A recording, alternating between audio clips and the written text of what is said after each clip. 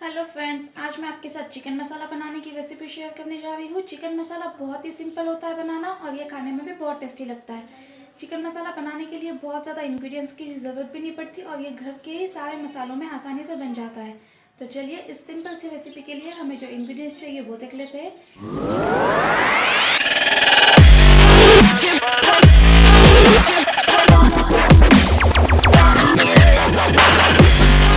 अब चिकन मसाला बनाने के लिए यहाँ पे दो स्टेप है, एक तो इसको मैरिनेट करना और दूसरा इसका मसाला बनाना।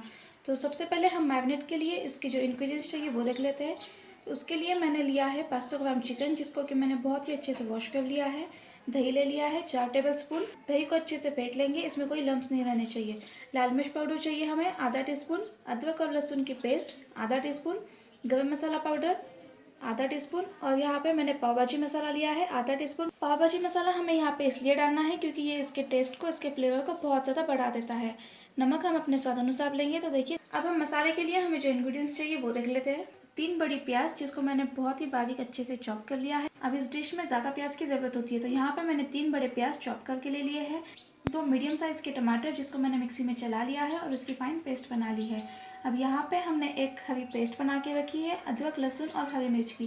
तो जैसे कि आप देख सकते हैं, यहाँ पे मैंने 8 से 9 लहसुन की कलियाँ, 1 इंच का अदरक का टुकड़ा और 3 से 4 हरी मिर्च को एक साथ मिक्सी में चला लिया है। आप अगर चाहे तो हरी मिर्च कम या ज़्यादा कर सकते हैं। तो ये पेस्ट ले लेंगे। अब कुछ पाउडर मसाले चाहिए हमें, वो देख लेते हैं। 1 टेबलस्पून धनिया पाउडर, आधा टीस्पून जीरा पाउडर। चाट मसाला पाउडर चाहिए हमें 1 टेबलस्पून। पाव भाजी मसाला 1 टेबलस्पून। जैसे कि मैंने आपको बताया, पाव भाजी मसाला इस डिश का फ्लेवर बहुत ज़्यादा बढ़ा देता है। गरम मसाला चाहिए हमें आधा टीस्पून। लाल मिर्च पाउडर 1 टीस्पून और हल्दी पाउडर हमें चाहिए आधा टीस्पून। तो ये हमने पाउडर मसाले देख लिए हैं। बाकी की हमें जो इंग्रेडिएंट्स चाहिए वो देख लेते हैं। यहाँ पर मैंने जीरा लिया है। जीरे को 1 टेबलस्पून जीरा मैंने अच्छे से भून लिया है। जीरे को अच्छे से रोस्ट कर लेंगे, इसका फ्लेवर इसमें बहुत ही अच्छा आता है। नमक हम अपने स्वाद अनुसार लेंगे। फ्रेश क्रीम चाहिए हमें, आप दूध की मलाई भी ले सकते हैं या तो फिर फ्रेश क्रीम भी ले सकते हैं। और हरा धनिया इसे गार्निश करने के लिए, और इसे फ्राई करने के लिए हमें चाहिए तेल। तो तेल ले लेंगे। तो देखिए, हमने अपने सारे के सारे इंग्रेडिएंट्स देख लिए हैं। अब हम जल्दी से चलते हैं चिकन मसाला बनाने के लिए। सबसे पहले हम चिकन को मैरिनेट कर लेते हैं। चिकन मैरिनेट करने के लिए यहाँ पे हम सबसे पहले चिकन में डाल देंगे दही। दही को फेंट लेंगे अच्छे से। अगर आपका दही खट्टा नहीं है तो आप इसमें नींबू का रस भी डाल सकते हैं। साथ ही हम डालेंगे अदरक और लहसुन का पेस्ट। गरम मसाला पाउडर डाल देंगे। लाल मिर्च पाउडर डाल देंगे।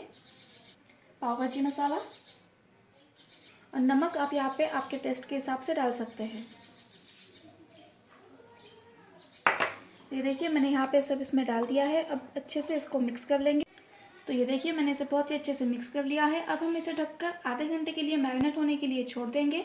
अगर आपके पास समय ज़्यादा है तो आप इसे ज़्यादा टाइम के लिए भी रख सकते हैं। ये जितना ज़्यादा मैरिनेट होगा उतना ही ज़्यादा टेस्टी लगेगा। तो इसे ढककर अब मैरिनेशन के लिए छोड़। तो ये देखिए, आधा घंटा हो चुका है और चिकन अच्छे से मैरिनेट हो चुका है। अब हम चलते हैं चिकन मसाला बनाने की।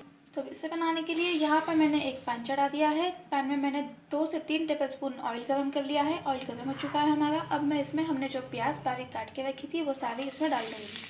चला देंगे इसे। और अब हमें इसे चलाते हुए तब तक के फ्राई करना है जब तक कि हमारी जो प्याज है वो गोल्डन फ्राई नहीं हो जाती। गैस की फ्लेम लो या मीडियम रखेंगे। ध्यान रखेंगे कि प्याज जलनी नहीं चाहिए, इसे लगातार चलाते रहेंगे। तो ये देखिए, प्याज हमारी गोल्डन हो चुकी है और अब हम इसमें अदरक, लहसुन और हरी मिर्च का पेस्ट ऐड कर देंगे। मिक्स कर लेंगे इसे। अब इसे मिक्स करके चलाते हुए हमें 1 से 1.5 मिनट तक के अच्छे से फ्राई कर लेना है, ताकि अदरक, लहसुन और हरी मिर्च का कच्चापन निकल जाए।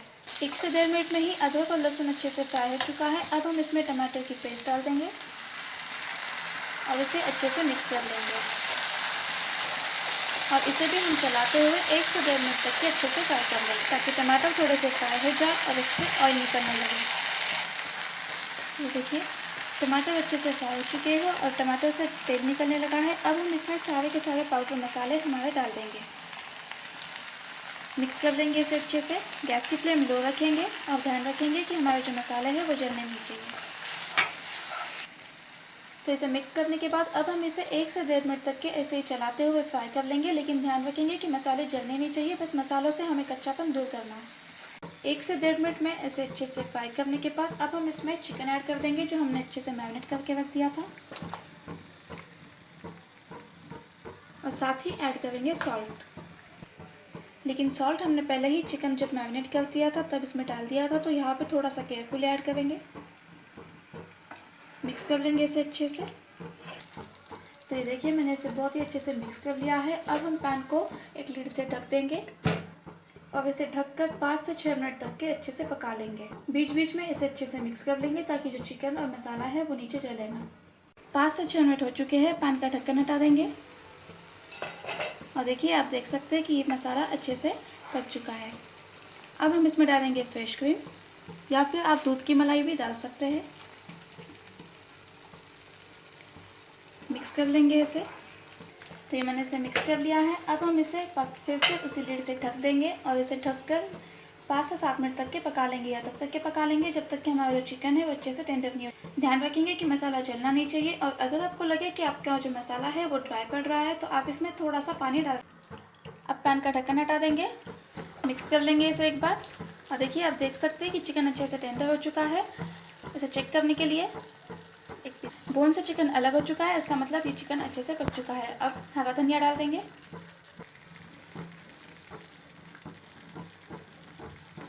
और इसे एक अच्छा सा मिक्स दे देंगे। साथ ही हम डालेंगे जीरा। जीरा हमने जो अच्छे से भून के रखा था, जीरे को हमें तब तक के भूनना है जब तक कि इसकी बहुत अच्छी से खुशबू नहीं आने लगती।